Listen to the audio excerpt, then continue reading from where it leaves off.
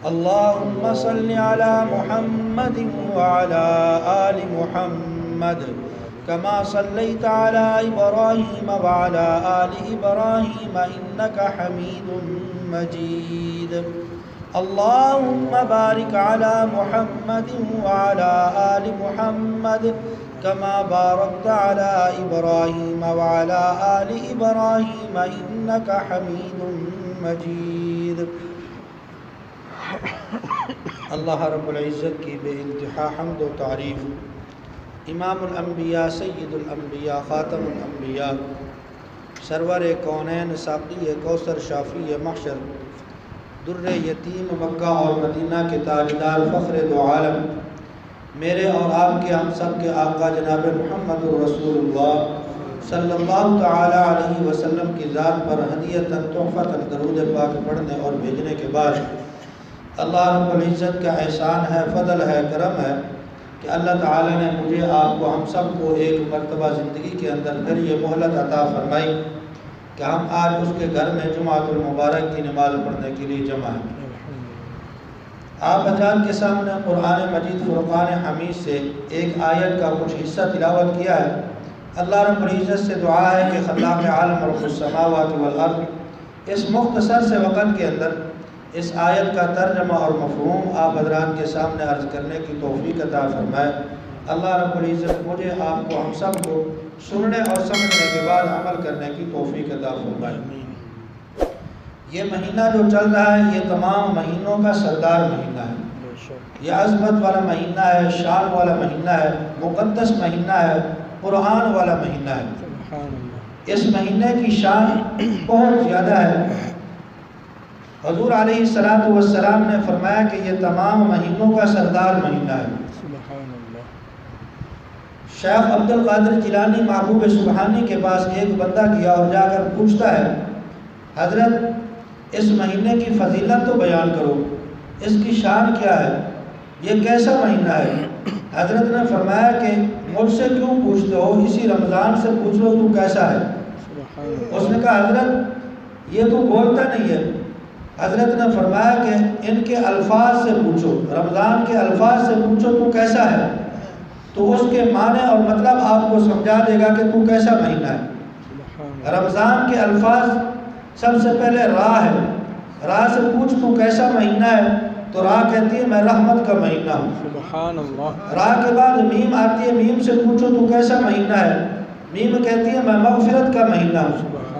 پھر زوال آتا ہے، اس سے پوچھو تو کیسا مہینہ ہے، وہ کہتا ہے میں جنت کی ضمانت کا مہینہ ہوں۔ پھر اس کے بعد الف آتا ہے، الف سے پوچھ تو کیسا مہینہ ہے، وہ کہتا ہے میں انس اور الفت کا مہینہ ہوں۔ پھر نون آخر میں آتا ہے، نون سے پوچھو تو کیسا مہینہ ہے، تو نون کہتا ہے میں نور ہدایت کا مہینہ ہوں۔ حضرت نے فرمایا میرے پاس کیوں آتے ہو، اسی رمضان سے پوچھ لو تو کیسا ہے۔ فرمایا کہ یہ رمضان مبارک کا مہینہ یہ نیکیوں کے سیزن کا مہینہ ہے۔ اگر تم نے اس رمضان مبارک کے سیزن کو پا لیا، فرمایا کہ پھر تم نے جنت کے حصول کو پا لیا۔ فرمایا کہ اس رمضان مبارک کی تم قدر کرو، اور اس رمضان مبارک کے اندر یہ کیونکہ آخری عشرہ بھی شروع ہونے والا ہے، تو اس رمضان مبارک کے اندر دو ایسے اعمال ہیں کہ اگر بندہ زندگی کے اندر وہ اعمال کر لے تو فرمایا کہ وہ کامیاب بندوں میں شمار ہوتا ہے۔ ایک تو ہے اعتکاف بڑا عمل، جو ابھی آخری عشرہ جب شروع ہوتا ہے تو اعتکاف سے تقریباً وہ شروع ہوتا ہے۔ اور اعتکاف کی 3 قسمیں ہوتی ہیں، علماء نے جو لکھی ہیں۔ ایک اعتکاف ہوتا ہے سنت، اور ایک ہوتا ہے نفل، ایک اعتکاف ہوتا ہے واجب۔ 3 قسمیں ہیں اعتکاف کی۔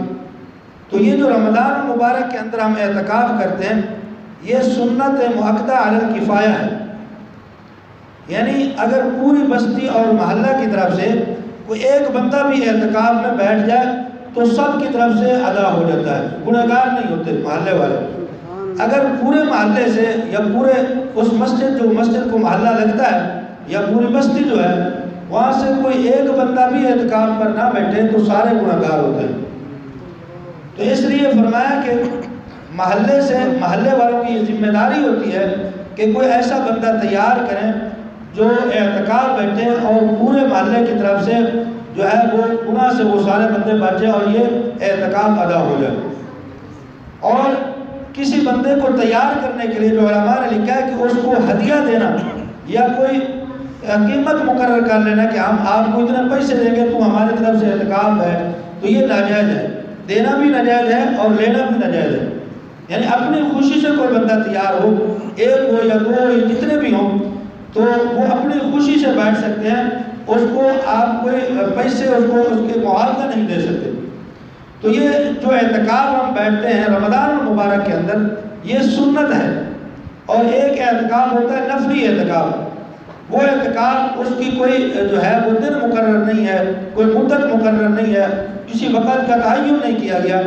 نفل اعتکاف جب بھی مسجد میں کوئی آئے تو اس کا نفل جو اعتکاف ہے اس کی نیت کر لے، تو وہ اعتکاف جتنی دیر بیٹھے گا اس کا اعتکاف ہوگا، جب باہر نکلے گا تو اعتکاف ختم ہو جائے گا، پھر دوبارہ آئے تو نیت کر لے، پھر اس کا اعتکاف۔ تو جو نفلی اعتکاف ہے اس کی کوئی وقت کی جو ہے تعین نہیں کیا گیا، ایک دن کا بھی ہو سکتا ہے، ایک گھنٹے کا بھی ہو سکتا ہے، ایک لمحے کا بھی ہو سکتا ہے۔ اور ایک ہے واجب اعتکاف، واجب وہ ہوتا ہے کسی اعتکاف کی منت مان لینا، نظر مان لینا، یا اعتکاف سنت اعتکاف تھا تو اس نے توڑ دیا، تو اب اس کے اوپر جو یہ اس نے توڑا ہے تو اس کا کفارہ جو ہے اس کا جو یہ اعتکاف ہوگا یہ واجب ہوگا اس کے اوپر۔ تو سنت جو واجب اعتکاف ہے اس کے لیے اور سنت اعتکاف کے لیے روزہ رکھنا ضروری ہے۔ یعنی کوئی بندہ جو اعتکاف ابھی ہم بیٹھیں گے سنت اعتکاف جو رمضان مبارک کے اندر، وہ کوئی بھی بندہ بغیر روزے کے اعتکاف سنت نہیں بیٹھ سکتا، اس کے لیے روزہ ضروری ہے۔ تو اس لیے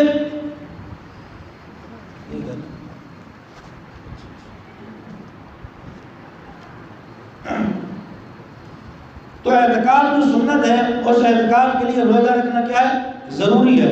اور یہ اعتکاف بالغ، عاقل اور صحت مند بندہ اس کے لیے یہ ضروری ہے۔ نابالغ بچہ جو ہے وہ بھی اعتکاف بیٹھ سکتا ہے، لیکن اس کی طرف سے یہ سنت اعتکاف نہیں ہوگا، وہ اس کی طرف سے نفل اعتکاف ہوگا۔ اور اعتکاف کی فضیلت کے بارے میں فرمایا کہ یہ اعتکاف ایسا عمل ہے کہ جب بھی کوئی بندہ 10 دن اللہ کے گھر میں بیٹھتا ہے تو اس کا مطلب کیا ہے؟ ایک بندہ جب دنیا کے اندر ناراض ہو جاتا ہے کسی سے، اس کی مثال میں آپ کو دیتا ہوں، ایک بندہ دنیا کے اندر ناراض ہو گیا اور اس کو منانے کا ایک طریقہ ہم اپناتے ہیں، وہ طریقہ کیا ہے؟ ہم اس کے گھر میں جاتے ہیں اور جا کر اس کو کیا کہتے ہیں کہ تو میرے اوپر ناراض ہے، میں تیرے سامنے معافی مانگتا ہوں اور تو مجھے معاف کر دے۔ اب وہ کہتا ہے تجھے کوئی معافی نہیں، تو نے کام بھی ایسا کر لیا کہ تجھے معافی کوئی نہیں۔ وہ کہتا ہے نہیں مجھے معاف کر دے، مجھے معافی چاہیے۔ وہ معافی نہیں دیتا تو وہ بندہ کہتا ہے میں تیرے در پر بیٹھا ہوں، جب تک تو مجھے معاف نہیں کرے گا میں یہاں سے جاؤں گا نہیں۔ اب وہ بندہ کیا کہتا ہے؟ جا یار مجھے معاف کر دیا، جا تجھے معاف کر دیا۔ علماء نے لکھا ہے کہ ایک بندہ جس نے اللہ کو راضی کرنا ہے وہ آئے اس کے گھر میں آ کر بیٹھ جائے اور اس کا کام کیا ہے؟ تسبیح بیان کرنا، قرآن پاک کی تلاوت کرنا، اللہ سے مانگنا، اپنے گناہوں پر توبہ کرنا۔ ایک دن توبہ کی، اللہ سے مانگا، اے اللہ پورے سال تیری نافرمانی کی، اے اللہ تجھے ناراض کیا، اب تجھے راضی کرنے کے لیے آیا ہوں، اے اللہ تیری رضا چاہیے۔ ایک دن معافی نہیں ملی، پھر بیٹھا رہا، اس نے کہا اے اللہ تجھے راضی کرنا ہے، دوسرے دن، پھر تیسرے دن، حتیٰ کہ 10 دن تک وہ بیٹھا رہا۔ اللہ فرماتے ہیں کہ جا تجھے میں نے بھی معاف کر دیا، تو میرے در پر آ گیا۔ اللہ رب العزت کی ذات تو ایسی ذات ہے، فرمایا تم آؤ مانگو، کسی پرے کی ضرورت نہیں ہے، کسی بندے کو ساتھ لانے کی ضرورت نہیں ہے۔ فرمایا کہ تم آؤ اللہ کے سامنے گڑ گڑاؤ، رونے والا منہ بناؤ، اللہ سے مانگو۔ اللہ فرماتے ہیں کہ میں تمہارے سارے گناہ معاف کر دوں گا، سبحان اللہ، سارے گناہ تمہارے معاف کر دوں گا۔ اور یہ توبہ اللہ رب العزت نے مسلمان کو ایسا، یہ اللہ رب العزت نے یہ توبہ والا عمل دیا ہے۔ فرمایا کہ بندہ اگر سچے دل سے توبہ کر لے، اللہ رب العزت کی ذات فرمایا ان اللہ یغفر الذنوب جميعا، اللہ اس کے تمام گناہوں کو معاف فرما دیتے ہیں۔ اللہ فرماتے ہیں اپنے محبوب کو قل یا عبادی الذین اسرفوا علی انفسہم لا تقنطوا من رحمت اللہ، فرمایا کہ اے میرے محبوب میرے بندوں کو بلاؤ۔ حضور نے فرمایا اللہ کیسے بندوں کو بلاؤں؟ کیا وہ بندے جو نیک ہیں، نمازی ہیں، روزہ دار ہیں، تہجد گزار ہیں، حج کرنے والے ہیں، صدقہ خیرات کرنے والے ہیں، اے اللہ ان لوگوں کو بلاؤں؟ فرمایا کہ نہیں، اے میرے محبوب ان لوگوں کو میری طرف متوجہ کرو جو میری رحمت سے مایوس ہو گئے ہیں، جو گنہگار ہیں، سیاہکار ہیں، بدکار ہیں، ان کو بلاؤ۔ آج میری رحمت جو ہے وہ ٹھاٹھے مار رہی ہے۔ لا تقنطوا من رحمت اللہ، میری رحمت سے نا امید کیوں ہے؟ ان اللہ یغفر الذنوب جميعا، فرمایا میں تو ان کے تمام گناہوں کو معاف کر دوں گا۔ اور یہ رمضان المبارک کا مہینہ، یہ مہینہ تو ہے ہی معافی کا مہینہ، یہ تو ہے ہی چھٹکارے کا مہینہ، یہ تو ہے ہی رحمت کا مہینہ۔ اللہ کی رحمت ٹھاٹھے مار رہی ہے، اور یہ جو ہے جنت کے حصول کا مہینہ ہے، اور یہ جو مہینہ ہے یہ نیکیوں کے سیزن کا مہینہ ہے۔ دنیا کے اندر اگر مال جمع کرنے کا سیزن آ جائے تو بندہ اپنا کاروبار چھوڑتا ہے، اپنی جو ہے وہ سارا دکانداری بند کرتا ہے، کیا کرتا ہے کہ میں اب جو ہے یہ سیزن کما لوں۔ تو یہ نیکیوں کے سیزن کا مہینہ ہے۔ کبھی ہم نے غور کیا ہے آج دنیا کے اندر لوگ ایسے جو ہے وہ زندگی بسر کر رہے ہیں کہ ان کے گھر میں رمضان آیا ہی نہیں، رمضان کا مہینہ آیا ہی نہیں۔ ایک مولوی صاحب تھے، انہوں نے بیان کیا کہ نمبر اور کیا کہا کہ رمضان آ رہا ہے، رمضان آ رہا ہے، تمہارا حقہ پانی بند کر دے گا، حقہ پانی کر لو، رمضان آ رہا ہے تمہارا حقہ پانی بند کر دے گا۔ تو وہ مولوی صاحب کی بات سن کر کچھ لوگ کھڑے ہوئے اور گئے اپنے نمبردار کے پاس، جو چودھری تھا، وڈیرا تھا، اس کو جا کر کیا کہتے ہیں مولوی صاحب نے کہا ہے کوئی رمضان آ رہا ہے تمہارا حقہ پانی بند کر دے گا۔ تو اس چودھری نے کہا کہ کون رمضان ہے جو ہمارا حقہ پانی بند کر دے گا؟ تو مولوی صاحب نے کہا کہ کل وہ آ رہا ہے، رمضان کا مہینہ آ رہا تھا نا، اس نے کہا کل رمضان آ رہا ہے تمہارا حقہ پانی بند کر دے گا۔ تو انہوں نے جا کر جب نمبردار کو بتایا، چودھری صاحب کو بتایا، تو چودھری صاحب نے کہا کہ یہ کون ہے رمضان جو ہمارا حقہ پانی بند کر دے گا؟ جاؤ فلاں جو ہماری طرف سڑک آتی ہے، سڑک پر جا کر کھڑے ہو جاؤ، جو رمضان آئے اس کو پکڑ لو اور اچھی طرح اس کی خدمت کرو، پھر میرے پاس لے آنا، پھر پوچھیں گے کہ وہ کیسے ہمارا حقہ پانی بند کرتا ہے۔ تو وہ جا کر وہاں کھڑے ہو گئے، اور جو بھی بندہ تھا پوچھتا ہاں بھائی تیرا نام کیا ہے، وہ اپنا نام بتاتا، تو ایک قسمت کا ہمارا رمضان بھی آ گیا۔ انہوں نے پوچھا ہاں بھائی تیرا نام کیا، اس نے کہا رمضان۔ انہوں نے پکڑ لیا اس کو، چنگا مارا، اس کو چنگی دھلائی، اور نمبردار کے پاس لے کر آئے اور آ کر کہتے ہیں کہ یہ ہے، مولوی صاحب کہتے تھے رمضان حقہ پانی بند کر دو۔ اس نے کہا مولوی کو بلاؤ۔ مولوی صاحب آ گئے، انہوں نے کہا مولوی صاحب تو آتا ہی تمہارا حقہ پانی بند کر دے سی رمضان، اب پوچھو نے حقہ پانی بند کر سی۔ اس نے کہا اللہ دے بندو، وہ تو رمضان مبارک کا مہینہ، تو اس بیچارے نو ایویں مارا۔ ہمارا حال بھی یہی ہے، پتہ ہی نہیں رمضان کی قدر تو کیا ہے، رمضان کے مہینے کا بھی نہیں پتہ۔ ہمارے گھروں کو دیکھو، سڑک کے اوپر جا کر دیکھو، محلوں کے اندر جا کر دیکھو، شہر میں جا کر دیکھو، لوگ ایسے پھر رہے ہیں کہ جیسے رمضان مبارک کا مہینہ ہی نہیں، ایسے شرعام جو ہے وہ کھا پی رہے ہیں۔ تو میرے بھائی اگر کوئی بندہ کسی شرعی عذر کی وجہ سے بھی روزہ نہیں رکھ سکتا تو اس کے لیے بھی ضروری ہے، اس کے ذمہ ہے کہ وہ رمضان مبارک کی قدر کرے اور روزے دار کی قدر کرے۔ یہ بات کوئی سمجھتا ہی نہیں ہے، اور نام ہم مسلمان بھی ہیں اور یہ بھی دعویٰ کرتے ہیں کہ ہم حضور علیہ السلام کے عاشق ہیں۔ جس سے پوچھو وہ کہتا ہے میں حضور کا عاشق ہوں، میں سچا عاشق ہوں، وہ عاشق نہیں ہے۔ اور کام ہمارے یہودیوں سے، عیسائیوں سے بھی بدتر ہیں ہمارے اعمال۔ تو میرے بھائی رمضان المبارک کا مہینہ زندگی کے اندر پتہ دوبارہ آئے یا نہ آئے۔ تو میں بات کر رہا تھا اعتکاف کی، تو سنت اعتکاف اس رمضان المبارک کے آخری عشرہ کے اندر بیٹھنا ہے۔ حضور علیہ السلام اپنی پوری زندگی رمضان المبارک کا آخری عشرہ اعتکاف بیٹھتے تھے۔ ایک رمضان کے اندر حضور علیہ السلام سفر پر تھے اور آخری عشرہ میں اعتکاف نہیں بیٹھ سکے، تو آئندہ رمضان جو ہے اس کے اندر 20 دن حضور نے اعتکاف کیا۔ تو حضور علیہ السلام معمول کے ساتھ آخری عشرہ میں اعتکاف کرتے تھے، اور کرتے کیوں تھے؟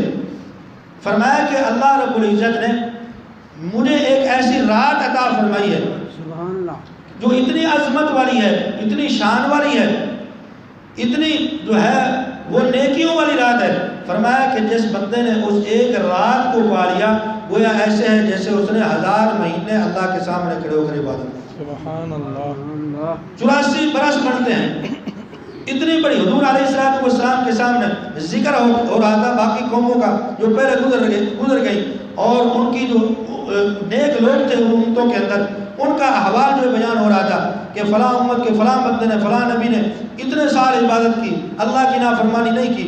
حضور علیہ السلام خاموش ہیں۔ صحابی ایک نے کہا یا رسول اللہ پھر وہ تو ہم سے آگے بڑھ گئے، تو اللہ رب العزت نے قرآن پاک کی پوری سورت نازل فرما دی۔ کیا فرمایا؟ انا انزلناه في ليلة القدر وما ادراك ما ليلة القدر ليلة القدر خير من 1000 شهر تنزل الملائكة والروح فيها بإذن ربهم من كل امر سلام سلام ہی حتی مطلع الفجر۔ اللہ رب العزت نے اپنے پاک پیغمبر حضور علیہ السلام کو فرمایا اے میرے پیارے محبوب، ہم نے آپ کی امت کو آپ کی رحمت کی وجہ سے ایسی رات عطا فرما دی، اگر آپ کا کوئی امتی اس ایک رات کو پالے ایسے ہے جیسے اس نے 1000 مہینے اللہ رب العزت کی عبادت کے اندر گزار دیے، ایک لمحہ کی اللہ کی نافرمانی کے اندر نہیں گزارا۔ فرمایا وما ادراک ما لیلۃ القدر، اے محبوب آپ کو کیا پتا کہ لیلۃ القدر کیا ہے؟ آگے خود اللہ نے فرمایا لیلۃ القدر خیر من 1000 شہر، جو 1000 مہینوں سے افضل ہے، بہتر ہے، ایسی رات عطا فرما دی۔ اور وہ رات ہے کب؟ فرمایا کہ وہ آخری عشرہ کی تاک راتوں کے اندر ہے۔ 5 راتیں ہیں، تاک راتیں 5 راتیں بڑھتی ہیں، یعنی اللہ نے پورے سال کے اندر نہیں فرمایا کہ تلاش کر لو پورے سال کے اندر، پورا سال پھر ایک ماہ، پھر ماہ کی بھی جو ہے چند راتیں، فرمایا کہ 5 راتیں ہیں زندگی کے اندر۔ اگر کسی بندے نے اس رات کو تلاش کر لیا تو گویا ایسے ہے جیسے اس نے 84 برس کھڑے ہو کر اللہ کی فرما برداری کے اندر گزارے۔ اب اس کے اندر دن بھی آ گئے، رات بھی آ گئی، اور وہ لوگ جو تھے عبادت کرتے تھے اس کے اندر کھانا پینا بھی تھا، اپنی ضروریات بھی تھی۔ جو بندہ اس رات کو پائے گا وہ ایسے گویا اس نے ایک لمحہ بھی اللہ کی نافرمانی میں نہیں گزارا۔ اور وہ رات ملے گی کیسے؟ حضور علیہ السلام نے فرمایا اس کے لیے اعتکاف کرو، آخری 10 دن اعتکاف کرو اور اس رات کی تلاش کرو۔ اور معتکف کے بارے میں فرمایا کہ جو بندہ اعتکاف کرتا ہے وہ اگر سویا بھی پڑا ہے تو سویا ہوا بھی اس کی فرشتے اس کے نیکیاں لکھتے رہتے ہیں، فرشتے اس کی نیکیاں، قلم رکتا نہیں ہے، نیکیاں لکھ رہے ہیں۔ یہاں سے ایک بات مجھے ذہن میں آ گئی، ایک بندہ ایک مولوی صاحب کے پاس گیا اور جا کر کیا کہتا ہے کہ مولوی صاحب جڑے فرشتے اتنے بیٹھے ہیں، 2 فرشتے، یہ فرشتے کی کام کرتے ہیں؟ ہو سکتا ہے یہ نیکیاں لکھ دیتے، ایک نیکیاں لکھ رہا ہے سجے موڈے والا، تو کھبے موڈے والا برائیاں لکھ رہا ہے۔ اگر کوئی بندہ نیکی کرے تو وہ نیکیاں لکھ رہا ہے سجے موڈے والا، تو برائیاں کرے، کوئی برا عمل کرے تو کھبے موڈے والا اس کی گناہ لکھ رہا ہے۔ ہو سکتا مولوی صاحب جس نے سجے موڈے والا نیکیاں لکھ رہا ہے تو کھبے موڈے والا کی کرتا ہے؟ ہو سکتا وہ ویلا بنتا ہے۔ ہو سکتا ہے جس کوئی بندہ برا عمل کرتا ہے تو کھبے موڈے والا جڑا وہ برائیاں لکھ رہا ہے، سجے موڈے والا ہو سکتا اس وہ ویلا بنتا ہے۔ ہو سکتا مولوی صاحب کوئی یہو جہا عمل دسو یہ تو میں ویل لینا پڑے، یہ جہا عمل دسو یہ تو میں ویل لینا پڑے، وہ بھی کام لگا رہے، وہ بھی کام لگا رہے۔ مولوی صاحب بڑے پریشان ہو کے بعد بندے یہو جہا مسئلہ پوچھتے ہیں، وہ کتاباں نہیں ہوتا، تو مولوی صاحب بیچارہ پریشان ہوتے تھے، انہیں میں کیوں مطمئن کرا۔ مولوی صاحب کو پرانے بندے انہوں نے کہا اچھا تو ہمیں کتا کر حضور علیہ السلام کی ذات پہ درود پڑھا کر۔ سبحان اللہ۔ اس نے کہا اچھا درود شریف میں پڑھ سا، درود شریف پڑھنا تو ہے نیکی، تو سچے موڈے والا نیکیاں لکھ سی تو کھبے موڈے والا موڑی ویلا باسی، تو میں تو تمہیں یہ آخا بھی وہ عمل دسو جس کی وجہ تو میں کام لگے رہا، یہ تو موڑی ایک ویلا باسی۔ ہو سکا تو درود پاک پڑھا کر حضور علیہ السلام کی ذات پہ سچے موڈے والا تیریاں نیکیاں لکھ دے سی تو کھبے موڈے والا تیرے گناہ مٹائی رکھ سی۔ سبحان اللہ۔ سچے موڈے والا نیکیاں لکھ سی تو کھبے موڈے والا تیرے گناہ مٹائی رکھ سی۔ تو فرمایا کہ جڑا بندہ اعتکاف بیٹھتا ہے اللہ رب العزت کی ذات اس کے نامہ اعمال میں فرشتوں کو کہتا ہے کہ اس کی نیکیاں لکھتا ہے، حالانکہ وہ سویا پڑا ہے۔ اور پھر روزے دار ہے، روزہ بھی ایسا عمل ہے کہ اگر بندہ کو سویا ہوا ہے تو اس کی نیکیاں بھی لکھتے رہتے ہیں فرشتے کہ روزے دار سویا ہوا ہے۔ اور اسی طرح اعتکاف والے کے بارے میں آتا ہے کہ اس کے بارے میں فرشتے لکھتے رہتے ہیں، اور جب وہ نیکی اس کی لکھی جا رہی ہے، رات کو اگر وہ سو گیا اعتکاف کے ساتھ ہے اور مسجد کے اندر ہے اور لیلۃ القدر کی رات ہے، اس کو نہیں پتا، اب وہ سویا ہوا ہے اعتکاف والا، چونکہ فرشتہ اس کی نیکیاں لکھ رہا ہے تو فرمایا ایسے ہے جیسے اس نے لیلۃ القدر کو پا لیا۔ اب سویا ہوا ہے، کوئی عبادت نہیں کر رہا، لیکن چونکہ فرمایا کہ یہ معتکف ہے، اعتکاف کرنا خود ایک عبادت ہے، تو وہ اس کی عبادت لکھی جا رہی ہے تو وہ سویا پڑا ہے، لیکن اللہ تعالیٰ فرماتے ہیں لیلۃ القدر کی رات ہے، اس کو نہیں پتا، اللہ فرماتے ہیں فرشتوں کو کہ اس کے اعمال میں لیلۃ القدر کا ثواب لگے گا۔ تو اعتکاف کی کتنی فضیلت ہوئی، کتنا فائدہ ہو گیا۔ تو اس لیے فرمایا کہ اعتکاف سنت اعتکاف ہے، فرمایا کہ جو بندہ ایک دن کا اعتکاف کرتا ہے سنت اعتکاف، اللہ رب العزت اس کو ایک دن کے ثواب سے 3 خندقیں جہنم سے دور کر دیتے ہیں۔ 3 خندقیں، ایک خندق کا جو فاصلہ ہے وہ زمین و آسمان کے درمیان جتنا خلا ہے اتنا ہے، ایک دن 3 خندقیں دور ہو گیا، اور 10 دن دیکھو کتنی خندقیں جو ہے وہ جہنم سے دور ہو گئی۔ یہ کس کی وجہ سے؟ اعتکاف کی وجہ سے۔ تو یہ اعتکاف ایسا عمل ہے، اور اعتکاف بیٹھنے والے کے لیے کچھ چیزیں ضروری بھی ہیں، مسائل ہیں ایسے کہ جن کو جاننا ضروری ہے۔ ہر کام، ہر نیکی، ہر ایسا عمل، اور اس کو اگر سیکھ کر ہم کریں گے تو اس کے اندر برکت ہوگی، اور اس کی فضیلت کا ہمیں پتہ ہوگا، وہ عمل صحیح ہوگا۔ اگر سیکھ کر نہیں کریں گے تو پھر ہمیں پتہ بھی نہیں چلے گا کہ میں نے صحیح کیا یا نہیں کیا۔ تو انہی میں سے ایک اعتکاف ہے۔ اعتکاف بیٹھنے کے لیے ایک تو اس کے وقت کا تعین ہے سنت اعتکاف کا۔ جو 20واں روزہ ہوتا ہے، 20ویں روزہ سورج غروب مسجد کے اندر کرنا ہے۔ جس نے اعتکاف کی نیت کرنی ہو، اعتکاف بیٹھنا ہو، سورج غروب وہ مسجد کے اندر آ کر کرے، اور ختم ہوگا جب چاند نظر آ جائے گا، اعلان ہو جائے گا عید کا، تو اس وقت یہ تقریباً 10 دن بڑھتے ہیں، 10 راتیں بڑھتی ہیں اعتکاف کی۔ تو یہ اس کی ایک مدت ہے۔ اور دوسرا، اعتکاف کے لیے مسجد کی حدود کو جاننا بھی ضروری ہے۔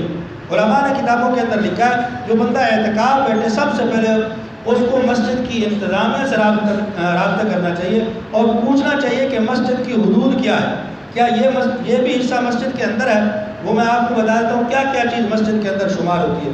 یہ ہماری مسجد ہے، اس کا یہ محراب ہے، یہ مسجد سے باہر ہے، اس کو مسجد میں شمار نہیں کیا علماء نے۔ اور اسی طرح یہ جو جناز گاہ یہ بھی مسجد سے باہر ہے، وضو خانہ مسجد سے باہر ہے، واش روم مسجد سے باہر ہے۔ یہ جتنی چیزیں مسجد سے باہر ہیں، جہاں ہم مسجد ادا کرتے ہیں، جو انتظامیہ نے جو ہے نماز ادا کرنے کی جگہ رکھی، یہ مسجد کے اندر شمار ہوگی۔ اس کے اندر معتکف بیٹھ سکتا ہے، عبادت کر سکتا ہے۔ باقی جتنی چیزیں ہیں جو میں نے آپ کو گنوائی ہیں، بغیر شرعی عذر کے، بغیر ضرورت کے اگر کوئی بندہ باہر نکلے گا اور کھڑا رہے گا تو اس کا اعتکاف ٹوٹ جائے گا۔ اور یہ ضروریات میں کیا کیا چیز آتی ہے علماء نے جو لکھا ہے، ایک تو یہ ہے کہ کچھ حاجات ہوتی ہیں بندے کے ساتھ، جیسے پیشاب پخانہ ہو گیا، وضو ہو گیا، اور جنابت کا غسل ہو گیا، یہ چیزیں جو ہے یہ ضروری ہیں، اس کو ساتھ جو ہے وہ ملحق ہیں، اس کو آ سکتی ہیں، یعنی کہ وضو کی ضرورت پڑ سکتی ہے، اور اسی طرح پیشاب پخانے کی ضرورت پڑ سکتی ہے۔ اگر مسجد کے ساتھ اٹیچ ہیں وضو خانے یا واش روم جیسے ہمارے یہ ہیں، تو یہاں ضرورت کے مطابق وہ جا سکتا ہے، جائے وہاں اگر واش روم خالی نہیں ہے تو انتظار کر سکتا ہے، بغیر ضرورت کے کھڑا نہیں ہو سکتا۔ اگر زیادہ دیر تک وہاں بغیر ضرورت کے کھڑا ہوگا، باتیں کرے گا، تو اس کا اعتکاف ٹوٹ جائے گا۔ ضرورت کے مطابق جا کر وہ کر کے واپس آ سکتا ہے، وضو بھی کر سکتا ہے۔ اگر کسی مسجد کے اندر واش روم نہیں ہے اور قضاء حاجت کے لیے کوئی جگہ بھی ساتھ نہیں ہے، اور اس کا گھر ساتھ ہے یا دور ہے کچھ، تو وہ اپنے گھر میں جا سکتا ہے، پیشاب پخانہ کرنے کے لیے اپنے گھر میں جا سکتا ہے، وہاں باتیں نہیں کر سکتا، ٹھہر نہیں سکتا، جائے اپنی حاجت پوری کرے اور واپس آ جائے۔ اور کھانا دینے کے لیے اگر اس کے پاس کوئی بندہ نہیں ہے یا کھانا نہیں آ سکا تو وہ اپنا کھانا بھی گھر سے لے سکتا ہے، اگر کوئی کھانا لانے والا نہ ہو، بغیر ضرورت کے نہیں جا سکتا۔ اگر اس کے پاس کھانا نہیں پہنچ سکا یا کھانا لانے والا کوئی نہیں ہے، ایسی کوئی جگہ ہے مسجد ہے یا اس کے گھر کے اندر کوئی ایسا فرد کھانا والا نہیں ہے، تو اتنی اجازت ہے کہ وہ اپنے گھر سے کھانا لا کر کھائے آ کر مسجد کے اندر، وہاں کھا نہیں سکتا۔ اور جس مسجد کے اندر جمعہ ادا نہ ہوتا ہو تو وہ بندہ جا کر دوسری مسجد میں جمعہ بھی ادا کر سکتا ہے۔ اور راستے میں جاتے جاتے وہ اگر کوئی اس کو مریض مل گیا تو اس کی عیادت بھی کر سکتا ہے، کھڑے ہو کر باتیں نہیں کر سکتا، جاتے جاتے اس کی عیادت بھی کر سکتا ہے، حال احوال بھی پوچھ سکتا ہے، اور جا کر مسجد میں چلا جائے۔ اور یہ جو ہم اپنا منہ جو چھپاتے ہیں یہ کوئی ضروری نہیں ہے۔ بعض لوگوں کو دیکھا کہ وہ منہ ایسے جیسے عورتیں پردہ نہیں کرتی، ایسے پردہ کر کے پھر رہے ہوتے ہیں، یہ ضروری نہیں ہے۔ ہاں اگر یہ ہو کہ کوئی بندہ باتیں کرائے گا، اس کو یہ پتہ نہیں کہ یہ اعتکاف ہو رہا ہے، تو ایسا کپڑا لٹکانا اس کی اجازت ہے تاکہ آنے والے بندے کو پتہ چل جائے کہ یہ اعتکاف ہو رہا ہے، تو وہ اپنی باتیں جو ہے ایسے ان کے ساتھ نہ کرے جیسے عام بندے کے ساتھ کرتے ہیں۔ تو یہ ایسے مسائل ہیں جن کو جاننا ضروری ہے اعتکاف والے کے لیے۔ تو اللہ تعالیٰ سے دعا کریں، اللہ تعالیٰ مجھے آپ کو ہم سب کو رمضان المبارک کی صحیح قدر کرنے